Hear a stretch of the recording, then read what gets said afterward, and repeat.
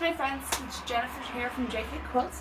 I wanted to give you a quick introduction to what we're going to be doing in our Cutie Cube bag class, and also to go over what your homework assignment is. I really want us to finish these bags in class, and if we have to cut and fuse and quilt, we will not get done. And I would really like you to be able to finish. The hard part is assembly, and I want to be there to help you with that. So in order for that to happen, I need you to do your homework. So really quick, I'm going to go over what that is. Materials you're going to need for this class, I need you to get the pattern. It's called Cutie Cube. We have it on our website at jkquilts.com. You can download it as a PDF. It's yours. Print off a copy. Please don't print off copies and give them to all your neighbors because copyright laws. Let's be nice. So here's your pattern. That's what you need. On the first page, it lists the materials that you need to make this bag. So really quick, I'm going to go over what those are. Your stack should look something like this. You will need a third of a yard, so about 11-12 inches. The pattern calls for 11 inches, but that's not a measurement in buying world. So get a third of a yard of strapping. Web strapping. We do cover the strapping, so it doesn't matter what color it is as long as it's not going to show through your fabric. You need strapping. The next thing you need is a zipper. This is a 30-inch double zip zipper. You want to have 2 pulls on that zipper. So a double zip. And we'll go over fabric real quick, and then I'll talk about the innards. Okay, you're going to need 4 different fabrics if you're going to do the pattern if you're going to make your bag per the pattern. If you want it all one color, then that's your choice. You need half a yard of fabric for the top of the bag. This is a bag I'm going to do using Layla Boutique's new fabric line called Bloomington. I decided to go for something very neutral. So my top is going to be these dots in charcoal. It's going to be lovely. My binding, and by binding, it is talking about these 2 strips that go on both sides of the zipper, okay? It's not talking about the binding inside the bag. So you're going to want something that works with your out of fabric, maybe that acts as a contrast. For this one, I chose the navy blue because it was so pink and I pulled the navy out from the bottom fabric. This one, which is unzipped at the moment because I've used a kind of a turquoisey, tealish, it's more teal, zipper. I used a light gray for the binding for that. For this one, because stripes, especially stripes in the diagonal, are always my favorite for binding. This is what I'm using. It's a nice taupe color. It should set off my charcoal zipper quite nicely and act as a good break between those 2. So you need 1/8 of a yard of that. Now with this one, you need the full 1/8. Okay, every inch of that, because you're going to cut 2 1/4 inch strips. So this is why as a shop we don't usually sell 1/8, because if it's off a little bit, you don't have what you need. Anyway, so you're going to use that. I'm going to give you a little tip in a minute for some extra cutting for that. So you need 1/8 of a yard for this one. For the bottom of your bag, this is a bigger section. It can be more focal or a larger print fabric if you'd like. I'm going to go ahead and use this one. This is also half a yard of fabric. So that's your bottom. The lining, that's going to be your biggest cut. You need 2/3 of a yard of fabric. And if it's directional, you might not want it because you can do this directional. It's not that hard, but it is one extra step. So you might choose a fabric that's not directional. But that's what you need for your lining. For the insides of the bag, Minky Kim, who wrote this pattern, calls for using Soft and Stable by Annie and Steam-A-Seam to fuse the Soft and Stable and the fabric together. That is what I did to make this bag right here. It's unzipped and that's why it looks all floppy. But it does make for a very stiff bag. I can't squish it really nicely, and it does hold its shape really well. So if you wanted to use it for something that you want it almost rigid, this is a great way to go. Do it per the pattern. This one right here, I used the same Soft and Stable, but instead of using a permanent fusible like the Steam-A-Seam, I used a temporary adhesive. So it can be, I have a powdered adhesive, but it can also be just basting spray. And this one ends up very soft. I can easily squish it. So if I'm traveling and I just want it to collapse, that works. And then I can make it come back out, and it still keeps its shape really well. But those are different options. The option I've settled on that I like the best is using a product by Bosal called In Our Form Fusible. So it is a double-sided fusible. So I get to skip the step of adding anything fusible to hold these together. I get to iron directly my fabric to the, it's not really batting, but batting, and there's no extra stuff, so it's also more cost effective.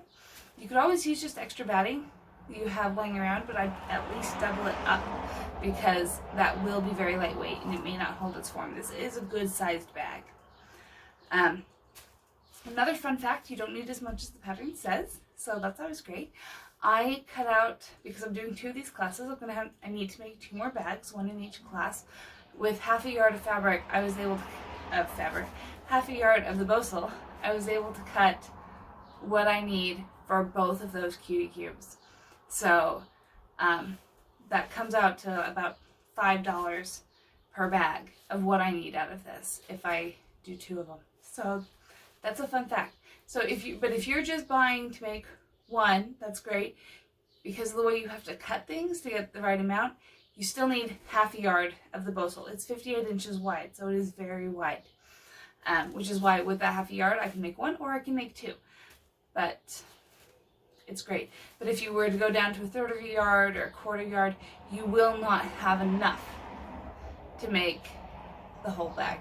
So be careful with that. Alright, so what I need you to do to be ready for class is 1, have all your materials. 2nd, I need you to cut everything out ahead of time.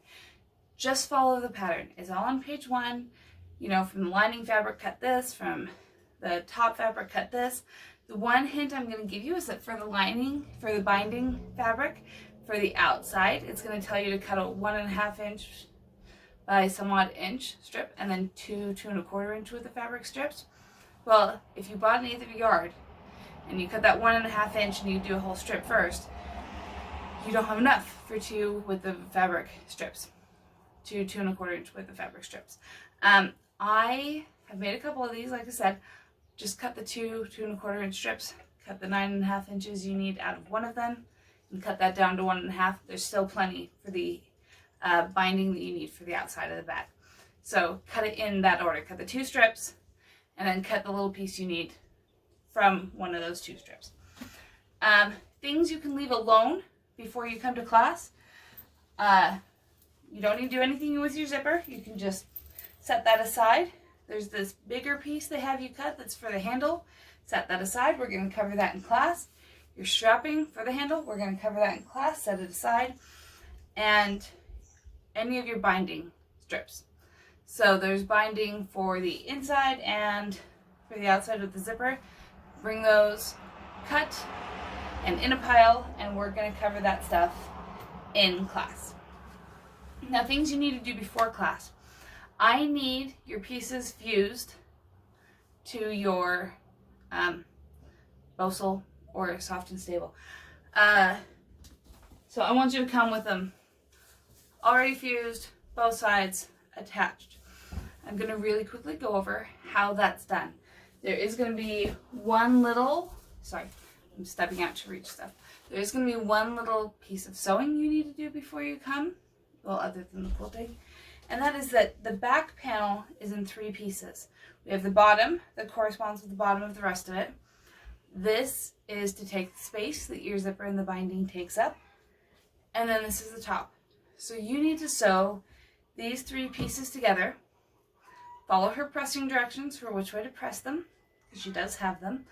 And then you're going to fuse those 3 pieces together to your stabilizer, and have the lining on the other side. So you'll end up with several little sandwiches. So that's how that works. Really quick, I'm going to sew those together. I'm going to show you what to look for with fusing and what the quilting needs to be, and then we'll be done and ready for class. Okay, friends, for your next bit of homework, we're going to talk fusing. I need everything fused together so that we can quilt it before class. So I sewed together my back panel. This is literally the sewing you're going to do as far as putting pieces together before class time.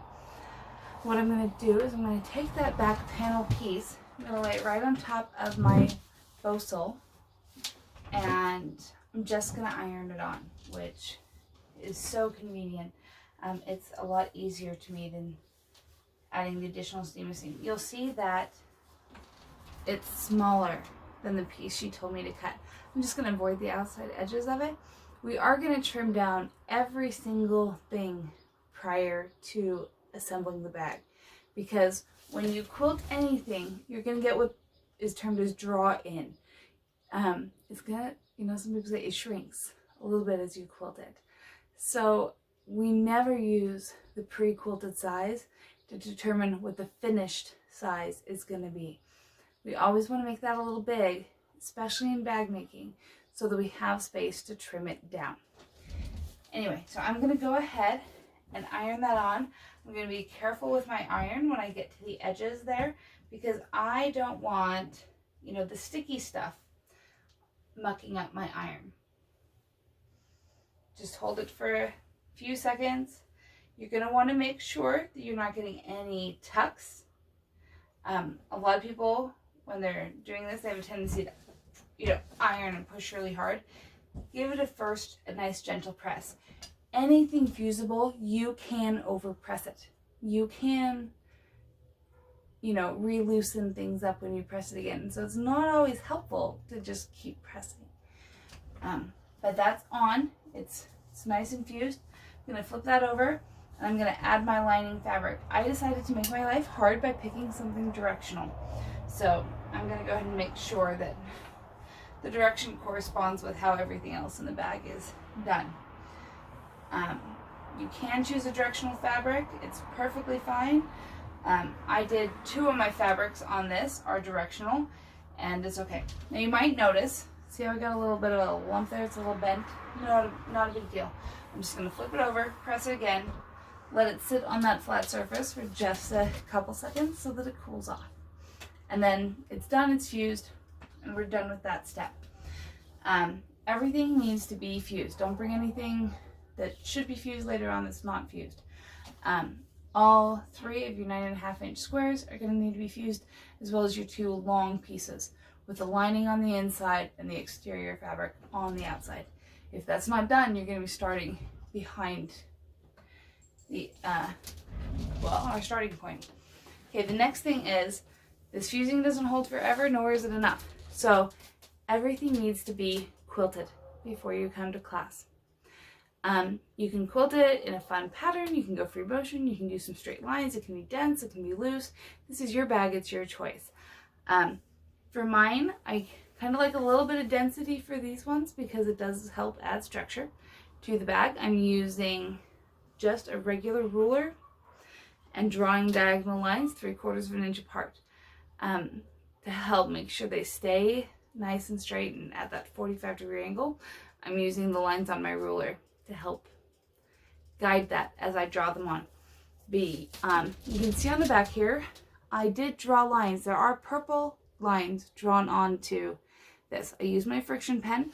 I did draw my lines on the lining just because it is bag. It might go outside. Maybe someday the lines will show back up. They shouldn't, but I wanted them to be on the inside just in case. That being said, my lining is also much lighter than my exterior fabric, and so it's easier for my any marking pen to show up on a lighter fabric than a darker fabric.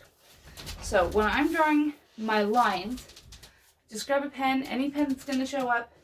This is a friction pen. It goes away with friction or heat. Well, heat causes friction. So it really goes away with heat. And you can generate your own heat by rubbing the eraser on top.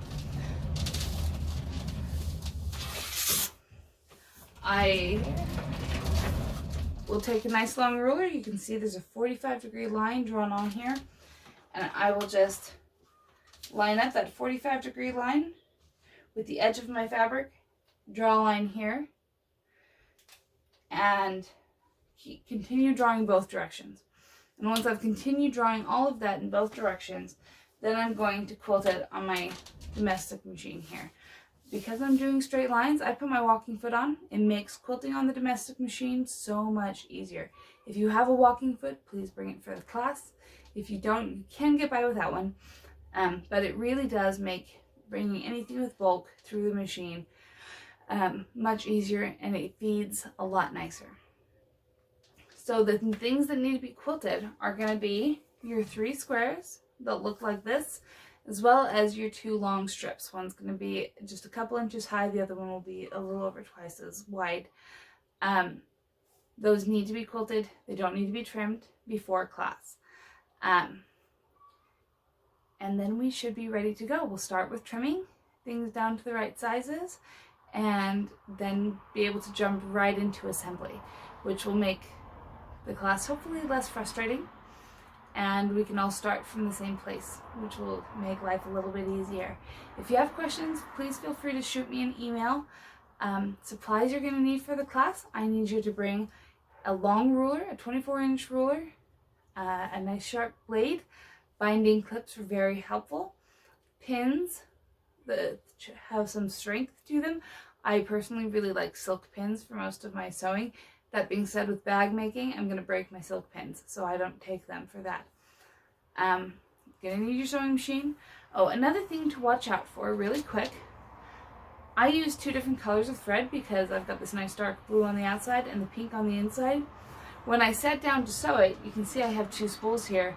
I was thinking, well, this is my outside, and so I put my blue spool on and put in a pink bobbin. Luckily, I realized what I was doing before I started sewing, because I had drawn my lines here. So that's where I'm going to sew. So I needed to reverse it and do pink on top and blue in the bobbin. So pay attention to that if you're going to try and use 2 different colors. For my other one, that's the charcoal and taupes, I will probably stick with a very taupey thread, and it'll be both for top and bottom. So it doesn't matter, it's your choice. It could be a contrasting thread, it could be a thread that blends. You do want to quilt it.